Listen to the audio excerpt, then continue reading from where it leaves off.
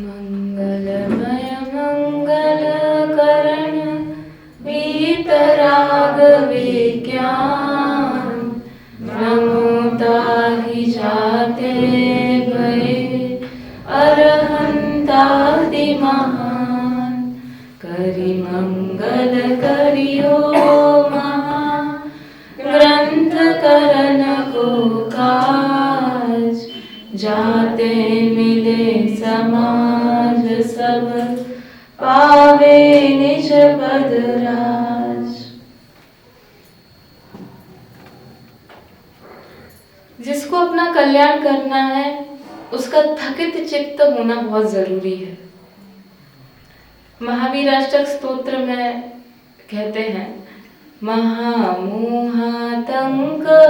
प्रशमन पराकस्मिक विशद निरापेक्षो बंधुर्विदित महिमा मंगलकर शरण्य साधूनां भव भयभृतामोत्तम गुणो। उत्तम गुण क्या नेसेसिटी क्या है? भव भय भृत, भव के भय से भीरू डरा हुआ यह जीव होना चाहिए। ऐसे में उसको दवा काम करती है, ऐसे में उसको कोई भी औषधि बताया हुआ मार्ग काम करता है।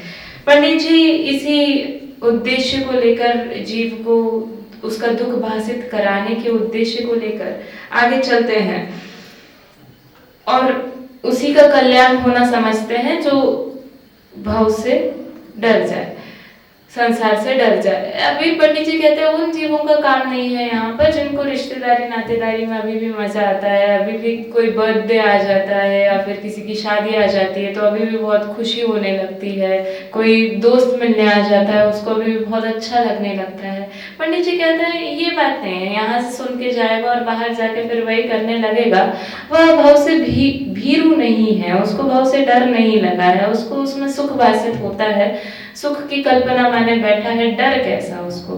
तो अभी उनकी बात नहीं है, बात किनकी है? जिनको डर लगा हुआ है, जो थकित चित्त हो गए हैं, जो सब जगह देखकर आ चुके हैं और थक हार कर यहाँ पर शरण में आए हैं, उनकी बात है। तो पंडित जी बड़े डेयरिंग से हमने देखा कि किस तरह पंडित जी ने एक नई साइकोलॉजिकल शैली का प्रयोग किया यहाँ पर आचार्यों से हटकर। जैसा आत्मानुशासन में कहा गया है कि पंचम काल का जीव बड़ा ढीठ है, इसको थोड़ी कड़क भाषा में समझाना पड़ता है, क्योंकि जैसा लोक में कहा जाता है लातों के भूत बातों से नहीं मानते हैं। तो आचार्यों के समय में थोड़ा और पहले का काल था, लोग हो सकता है थोड़े और सरल परिणामी रहे हो कंपैरेटिवली, तो उनको ऐसा लगा हो कि पहले हम इसको रास्ता बता देते हैं फिर ये संभल जाएगा, परंतु पंडित जी को वो बात कोई प्रैक्टिकल नहीं लगी। पंडित जी को भरोसा था कि ये समझेगा नहीं, तो पहले इसको डर दिखाना जरूरी है, इसलिए पूरा वर्णन करते हैं। हमने दूसरे अध्याय का एंडिंग, तीसरे अध्याय का एंडिंग पढ़कर देखा, बार बार उसको यह बात पूछते कि मेरे भाई तुमको दुख भाषित होता है कि नहीं, बताया, उसको कोर्ट में लाया गया, अभी भी उसको दुख तो भाषित नहीं हो रहा है। दुख, पंडित जी कहते हैं दुख भाषित होता है कि नहीं, दुख है ये बता, तो वो कहता है, फिर वही कहता है दुख कहाँ है हमको ये बताओ आप, तो फिर वापस उसी लूप में फंसते हैं पंडित जी, फिर उसको समझाने की कोशिश करते हैं।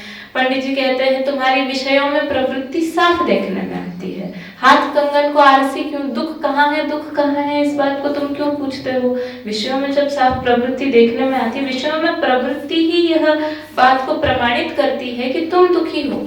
दवा कोई ले रहा है, दवा लेकर अच्छे से भले ही चल फिर रहा है और वह स्वयं को स्वस्थ मान रहा है, तो वह इतनी बड़ी भूल कर रहा है।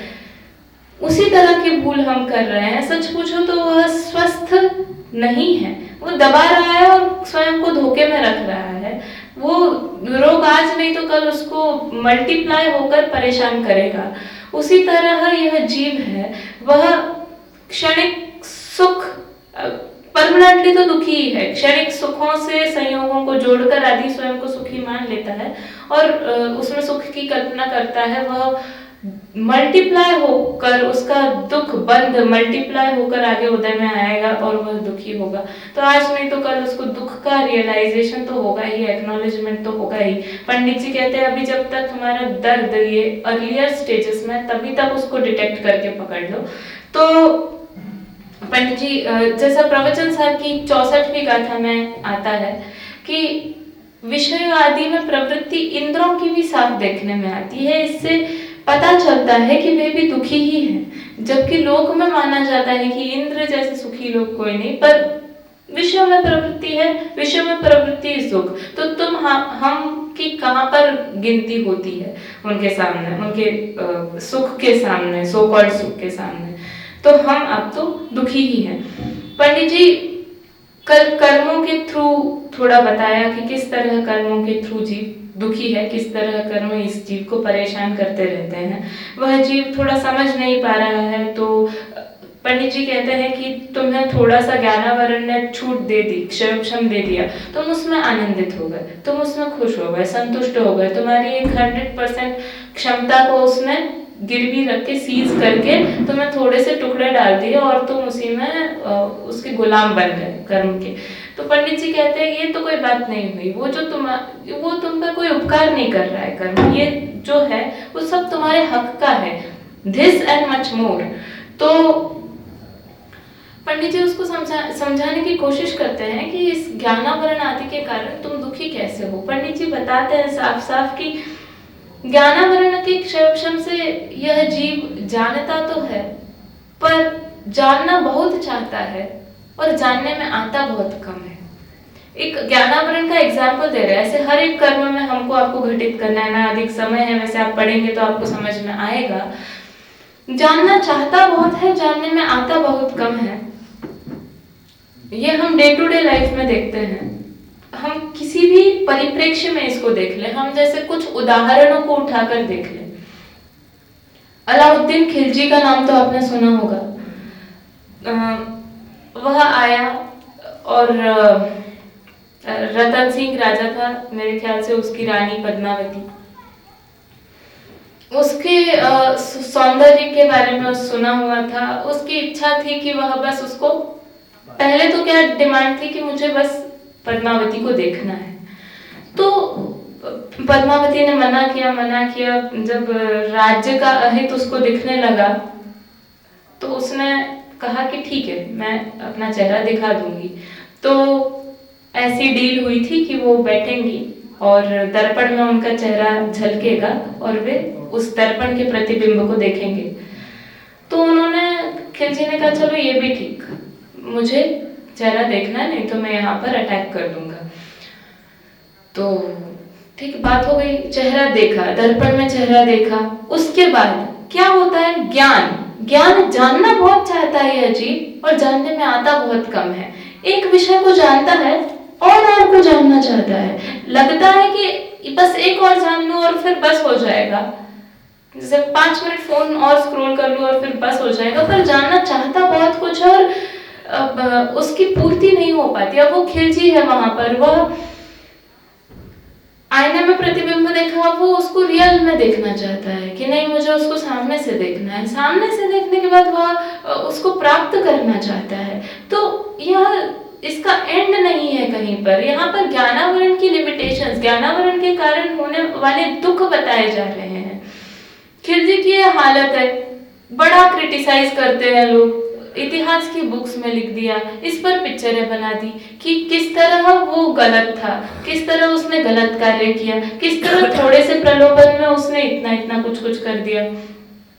और भी उदाहरण हमको देखने में आते हैं, जैसे पवनंजय ने और क्या किया, जो उनके पिताजी ने कहा था कि हमारे लेवल की नहीं है, हम कोई राजघराने की आपको देखकर ले आएंगे। अंजना, कहीं से फोटो देख लिया था, अंजना, कुछ हो अंजना, सोते उठते बैठते अंजना, तो अंजना, ठीक है चलो अंजना कह रहे हो, अंजना से करवा देते हैं शादी। अब यह शादी होने के पहले अंजना को देख रहा है वो छुपके से, आपको तो पता होगा, और फिर वहां पर उसने कुछ कॉन्वर्सेशन सुना। अब ये ज्ञान की क्या है, ज्ञान की क्या विडंबना है, किस तरह से ज्ञानावरण कर्म क्या क्या नहीं करवाता यह कर्म। कभी कभी आधी इंफॉर्मेशन देता है, कभी कभी गलत इंफॉर्मेशन देता है, मिसलीड करता है। तो यहाँ पर 22 साल तक उसको देखने का मन नहीं कर रहा है।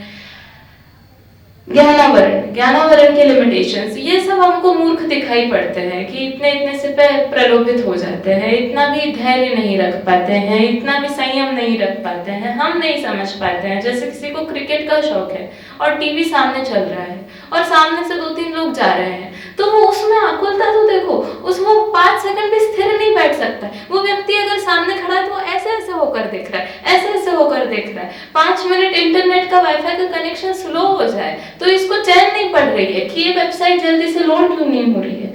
तो यहाँ ज्ञानावरण की वजह से हमको कितना दुख हो रहा है। ये जो तुम कह रहे हो ना, पंडित जी कहते हैं कि जो तुम कह रहे हो कि no I am perfectly happy, show me how I am unhappy, तो पंडित जी प्रूव करने की कोशिश करते हैं बहुत ही सामान्य चीजों के जरिए कि किस तरह भाई तुम्हें सुख कैसे लग सकता है इन चीजों में। तुम पल पल दुखी होते हो और इन चीजों का एक्सपीरियंस तुम कर पाते हो, हमसे पूछ रहे हो।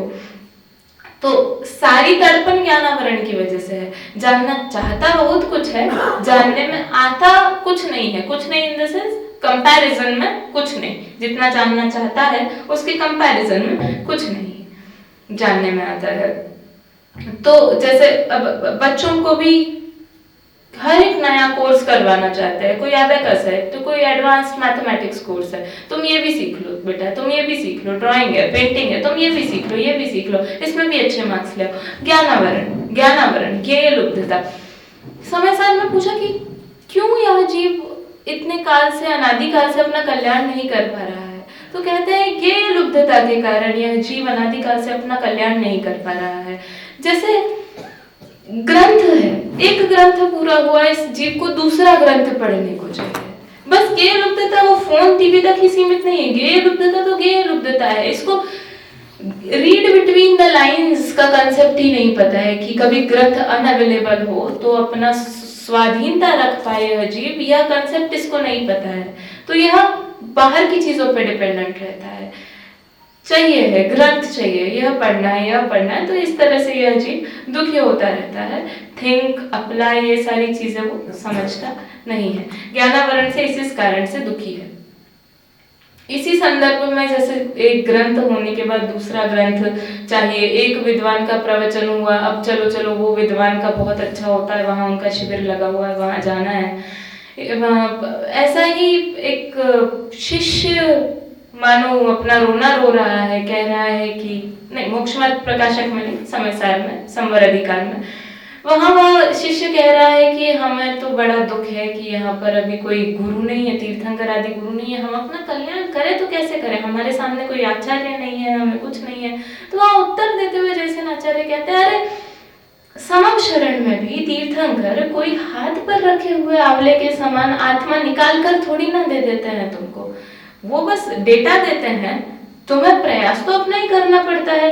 तुम ये क्यों देखते हो कि मुझे इस सोर्स से ज्ञान है या इस सोर्स से ज्ञान है या इस सोर्स से ज्ञान है, तुम्हारा काम इंडिपेंडेंटली तुम क्यों नहीं कर सकते हो।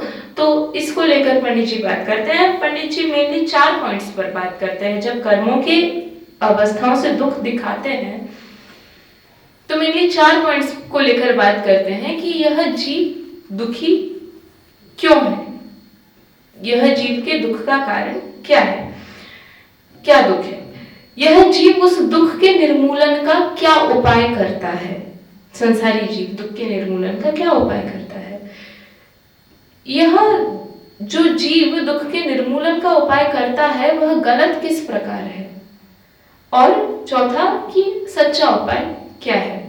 तो सच्चा उपाय आप देखते जाएंगे पैटर्नबद्ध तरीके में, आप कुछ पेजेस पढ़ेंगे, आप पाएंगे कि वो सच्चे सुख का उपाय सब जगह एक ही मिलेगा आपको, जिसकी चर्चा हम कर लेंगे। तो 4 किन किन बिंदुओं पे चर्चा करेंगे पंडित जी? दुख क्या है, दुख क्या है, निर्मूलन का उपाय, जीव दुख के निर्मूलन का उपाय क्या करता है, जीव का जो उपाय करता है वह गलत किस प्रकार है, और सच्चा उपाय क्या है। तो इन 4 बिंदुओं पर चर्चा करते हैं। ज्ञानावरण हम फॉर एग्जाम्पल अभी हम पहले कर्म पे ही सब अप्लाई करके देख रहे तो हम ज्ञानावरण का ही देख लेते हैं कि दुख क्या है इस जीव को, कि जब तक जानता नहीं है विषयों को ज्ञेयों को तब तक इसकी तड़पन बनी रहती है। जैसे हम एक रूम में कोई चैटर कर रहा है, आपस में बात कर रहा है, या फिर 2-3 लोग आपस में बात कर रहे हैं और हम उनके पास जाए और वो अचानक चुप हो जाए, इतना ऐसा लगता है पता नहीं मेरे बारे में कुछ बात कर रहा होगा, चुप क्यों होगा, मेरे आते ही चुप क्यों हो गए, अरे अरे तुम क्या बात कर रहे थे अभी, नहीं तो मन में तो आकुलता होती है, पता नहीं जाने ये क्या बात कर रहे होंगे, भले ही वो इनसे रिलेटेड बात नहीं कर रहे होंगे, इस व्यक्ति को लगता है कि the world revolves around me, तो सब मेरे बारे में बात करेंगे, मेरी बुराई कर रहे होंगे। तो दुख यह होता है, थोड़ा भी कुछ जानने में नहीं आता, इसको तड़पन बनी रहती है। फिर यह क्या उपाय करता है, तो दुख निर्मूलन के अभिज्ञानावरण के परिप्रेक्ष्य में अधिक ज्ञान होने के लिए जीव को लगता है अगर दुख नहीं होना है ना, तो देखो इंद्रियां मजबूत रहनी चाहिए, विषयों की सामग्री जो ये सामग्री है वह अच्छे से मौजूद रहनी चाहिए, और हाँ ज्यादा से ज्यादा बस ज्ञान ऐसे ही हो सकता है, इंद्रियां मजबूत रहनी चाहिए, जो भी कहोगे वो करता जाएगा इंद्रियां मजबूत रखने के लिए।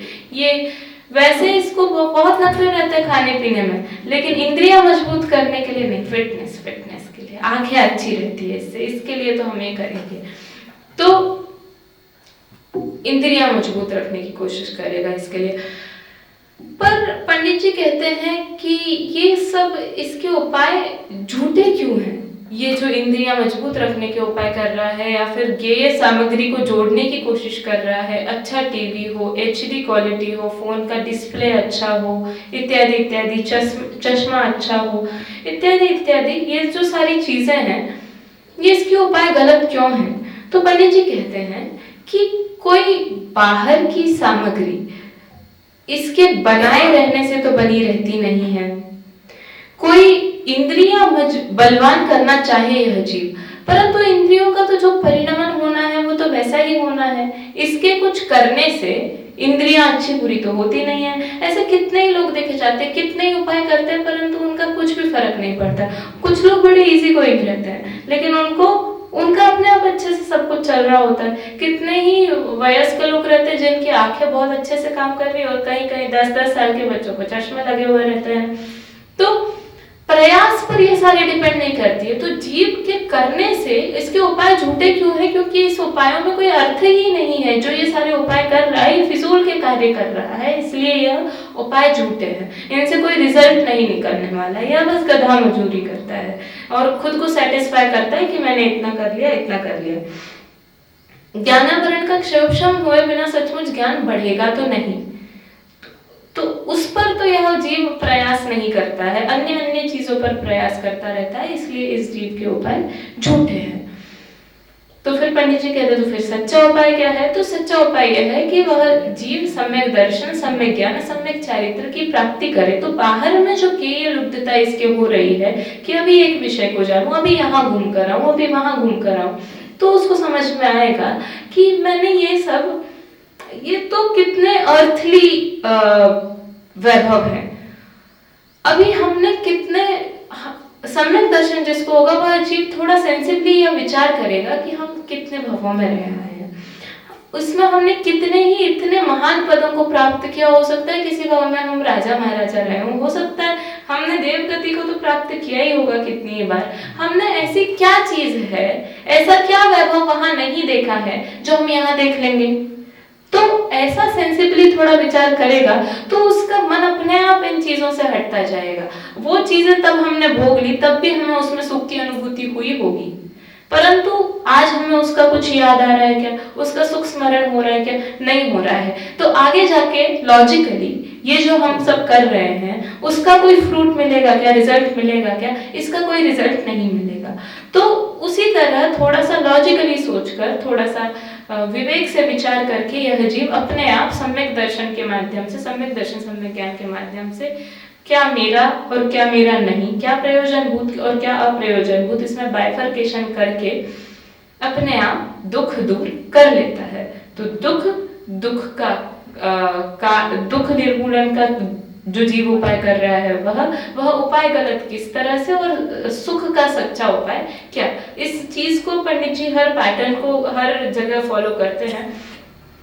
एक बात ध्यान रहे, ज्ञानी जीव है, सम्यक भी जीव है, उसको किसी भी चीज के जानने का आग्रह नहीं, उसको किसी भी चीज को नहीं जानने का आग्रह नहीं। उस ज्ञानी के सामने कोई भी चीज आ रही है, कोई आग्रह नहीं है कि इस चीज को जानना ही है, इस चीज को नहीं ही जानना है। अपने आप सहजता में जो चीज जानने में आ रही है वह जानने में आए, सहजता में अगर नहीं आ रही है जानने में तो नहीं जानने में आए। इसलिए सम्यक दृष्टि का एक गुण बताया गया है कि उसको विस्मय नहीं होता है। वो देख भी ले बड़ी बड़ी रचना, अरे इतना बड़ा बुर्ज खलीफा, इतना बड़ा ऐसा, और ऐसे वंडर्स, 7 वंडर्स, इतने अजूबे, तो उसको कुछ अजूबा दिखता ही नहीं है उसमें। उसका मन अपने आप इतना अलिप्त रहता है, होगा ऐसा क्या नया है इसमें। नंदीश्वर द्वीप की रचनाएं, समाशरण की रचनाएं, कैसी अद्भुत अद्भुत रचनाएं होती रहती है जो यहाँ देखने को भी नहीं है, हमारी कल्पना से भी परे है, फिर भी होती है। उसको हम आगम के थ्रू जानते हैं और हम धीरे धीरे एक्सेप्ट करते हैं। तो ये सारी चीजें तो साफ दिखाई दे रही है, इसमें क्या आश्चर्य करना है। तो इस तरह सम्यक्त्व की प्रवृत्ति हुआ करती है। वह पक्षपात अच्छा बुरा इस तरह से नहीं समझता है, इस तरह से वह सुखी होता रहता है। पंडित जी इस चैप्टर में, इस अध्याय में दुतरफे दुख और दुतरफे सुख की बात करते हैं कि किस तरह यह जीव, जो जीव आत्मसन्मुख नहीं है, वह जानना, देखना, ऐसा 8 कर्मों में लगाना, बहुत कुछ चाहता है और उसको जानने देखने में आता बहुत कम है, आता कुछ भी नहीं है। तो यह दुतरफा दुख कि जानना चाहता बहुत कुछ है, ये एक दुख, और जानने में आता कुछ नहीं है, तो ये दोहरा दुख। और पंडित जी जो सुख का उपाय बताते हैं, पंडित जी सुख का उपाय बताते हुए कहते हैं कि जो सुख का उपाय है, अगर इसको तुम फॉलो कर लेते हो, सम्यक्त्व का आश्रय ले लेते हो, तो दुतरफा सुख होगा। तुम्हारी जो इच्छाएं हैं जानने की, वे कम होती जाएंगी। तो इच्छाओं का कम होना ही अपने आप में सुख है। और अब ये तो सुख है ही, तो यहाँ पर तो पूरी प्रॉब्लम ही सॉल्व हो गई तुम्हारी कि इच्छाएं कम हो गई। लेकिन ऐसा होने पर अनायास ही ऐसा होगा कि बाहर में भी तुम्हारे ज्ञान आदि की वृद्धि होती जाएगी।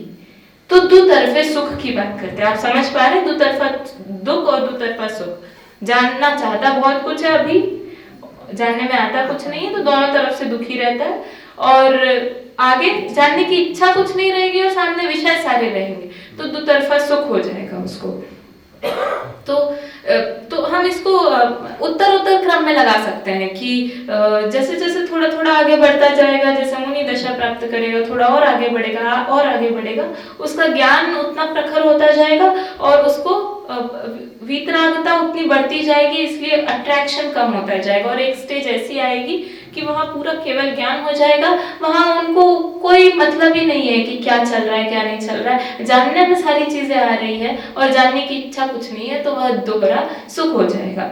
क्यों कहा भी गया है कि कहा ठीक अभी याद आएगा तो बताओगे कि 11 अंगनों पूर्व का ज्ञान होना भी कोई बड़ी उपलब्धि नहीं है, क्योंकि हमें ज्ञान बढ़ाना नहीं है, हमें जितना ज्ञान है उसको सम्यक करने का प्रयास करना है।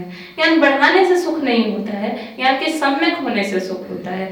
तो ज्ञानावरण से किस तरह से कर्मों की 4 स्टेजेस में पंडित जी ने बात की, किस तरह से दुख होता है, किस तरह से जीव को ज्ञान को लेकर मिसकंसेप्शंस रहते हैं, किस तरह वो ज्ञान को बढ़ाने के लिए गलत प्रयत्न करता है और ज्ञान को बढ़ाने के लिए सही प्रयत्न क्या करने योग्य है, उसकी बात पंडित जी ने यहाँ की।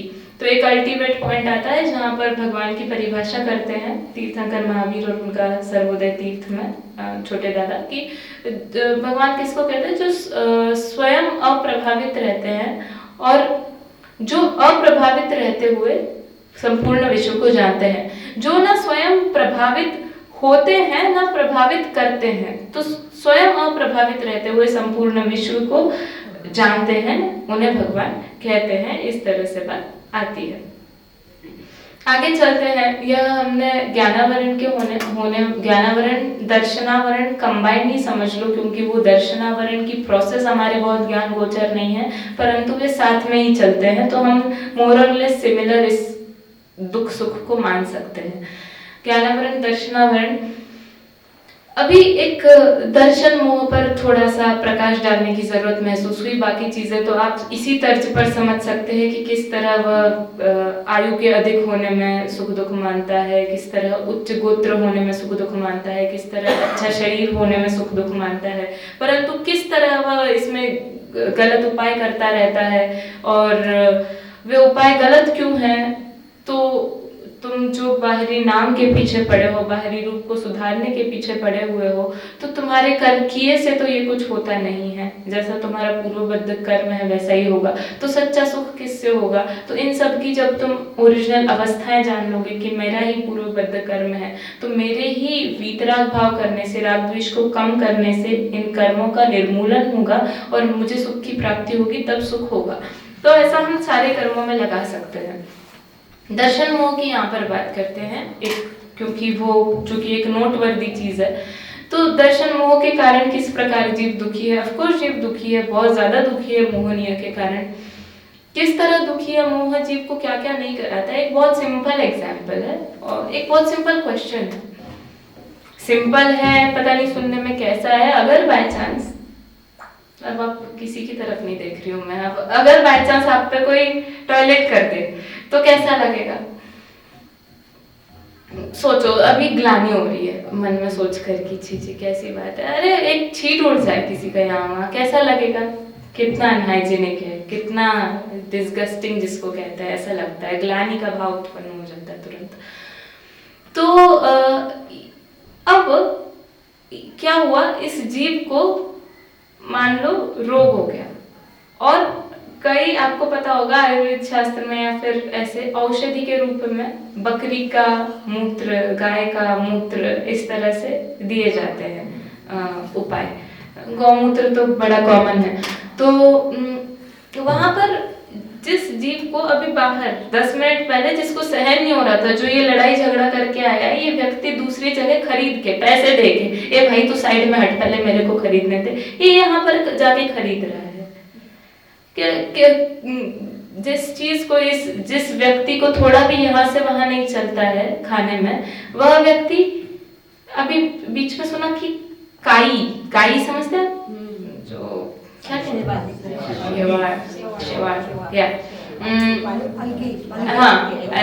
अलगी व्हाटएवर।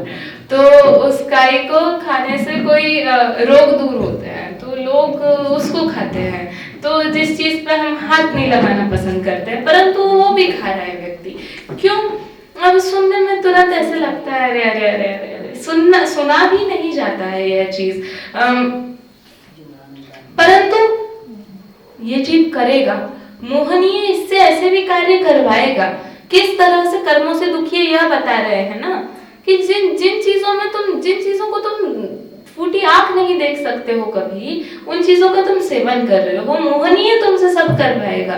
जहर का सेवन करवाएगा क्या मोहनीय? सब करवाएगा। अभी एक बार बहुत किसी से राग हो गया एक्सट्रीम क्वालिटी का, या फिर बहुत किसी से द्वेष हो गया, अब लगने लगा अब बहुत हो गया, अब मैं इसके बिना नहीं जी सकता, या फिर अब मैं इनके साथ नहीं जी सकता, ऐसा कुछ लगने लगा। स्वयं ही जहर का सेवन करके अपने प्राणों का अंत भी उसको भला लगने लगेगा। मोहनीय इस जीव से सब करवाएगा। पंडित जी कहते तुम कहाँ कहते हो कि हमको दुख तो दिखाओ, हम दुखी नहीं है। ये साफ दुख तुम्हारे दिखाई देते हैं। तुम्हारे डे टू डे लाइफ में तुम ऐसी बातें करते हो कि इससे बढ़िया तो ये भगवान उठा ले। तुमको डे टू डे लाइफ में दुख दिखाई देते हैं और तुम फिर भी एक्सेप्ट नहीं करने को तैयार हो कि तुम दुखी हो। ये कैसी बात है? पंडित जी बताते हैं दर्शन मोह के निमित्त से होने वाले दुख बताते हैं। दर्शन मोह के लिए यह मोहनीय के निमित्त से दुख होते हैं, इसके लिए यह जीव क्या उपाय करता है? तो यह इष्ट का संयोग चाहता है, अनिष्ट का वियोग चाहता है। इसके लिए वह किसी भी लिमिट तक जा सकता है, इष्ट वियोग अनिष्ट संयोग के लिए। यह पंडित जी बताते हैं। बताते हुए आगे चलते हैं कि यह जीव जो उपाय कर रहा है वह झूठा क्यों है? क्योंकि भाई तेरे चाहे हुए तो बाहर के व्यक्ति का या फिर बाहर की वस्तु का, पर द्रव्य का भला बुरा होगा नहीं, इससे तू अपने ही भाव खराब करेगा। तो बाहर के वस्तु का भला बुरा होगा नहीं, तो इससे अपने आप प्रूव हो गया कि जो भी तुम हाथ पैर मार रहे हो वो सब फ्यूटाइल है, इन वेन है, वो सब फालतू की बातें हैं। तो ये सारे तो तुम्हारे उपाय झूठे हैं। स्वयं ही क्यों पाप बंद करता है ये सारे काम करके, बाहर में प्रवृत्ति करके, बाहर में परिणमन की चाह रखकर। तो सच्चा उपाय क्या है? तो सच्चा उपाय फिर वही, सच्चा उपाय रिपीट्स एवरीवेयर। सच्चा उपाय चेंज नहीं होता है। यही तो दिक्कत हो जाती है। व्यक्ति को लगता है इस चीज के लिए ये उपाय करना है, इस चीज के लिए ये उपाय करना है, एक बड़ा सा लिस्ट बना लिया है। उसको पता ही नहीं है कि सब जो प्रॉब्लम्स है उसका सॉल्यूशन एक ही तरफ है। उसका सॉल्यूशन बस सम्यक दर्शन, सम्यक ज्ञान, सम्यक चारित्र है। उससे मति इतनी व्यवस्थित हो जाती है कि मोहनीय के कारण जो भी पर द्रव्य में इष्ट अनिष्ट परिणमन कराने का भाव था कि यह मेरे अनुसार परिणमन कर जाए, शरीर मेरे अनुसार परिणमन कर जाए, जो बाहर के संयोग है वह मेरे अनुसार परिणमन कर जाए, एक बार सम्यक्त्व की प्राप्ति हो तो वह सारा परिणमन का भाव ही खत्म हो जाता है। और इस जीव को जब इच्छा घटी तो अपने आप सुख की प्राप्ति होगी। इच्छा और सुख इनवर्सली प्रोपोर्शनल है, तो सुख की प्राप्ति होती रहती है। रावण सीता का देख लो, रावण ने सीता को साम दाम दंड भेद से प्राप्त करने की कोशिश की। किस हद तक नहीं गया वो उसको प्राप्त करने के लिए, परंतु अब बाद में उसका ईगो इशू बन गया। बाद में आपने पढ़ा हुआ होगा कि एक पॉइंट आया जब मंदोदरी कहने लगे आप कहो तो मैं सीता का वेश धारण करके आ जाती हूँ, मैं सीता बन के रह लेती हूँ, आप उसको छोड़ दो। तब तक तो उसका इंटरेस्ट ही जा चुका था।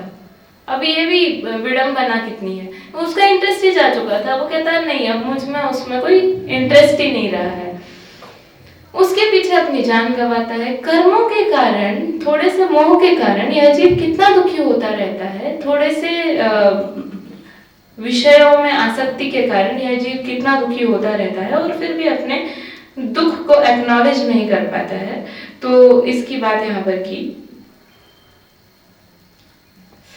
फिर यहाँ हम एक आध्यात्मिक पॉइंट ऑफ व्यू यहाँ पर ले सकते हैं कि रावण घर से निकला। और रावण घर से निकला किस उद्देश्य से निकला था? खरदूषण को बचाने के लिए, उसका बहनोई था, उसको बचाने के लिए निकला था। और बीच में सीता दिखी। अब रामायण के हिसाब से, हमारे रामायण के हिसाब से राम सीता के साथ थे, लक्ष्मण युद्ध पर गए हुए थे।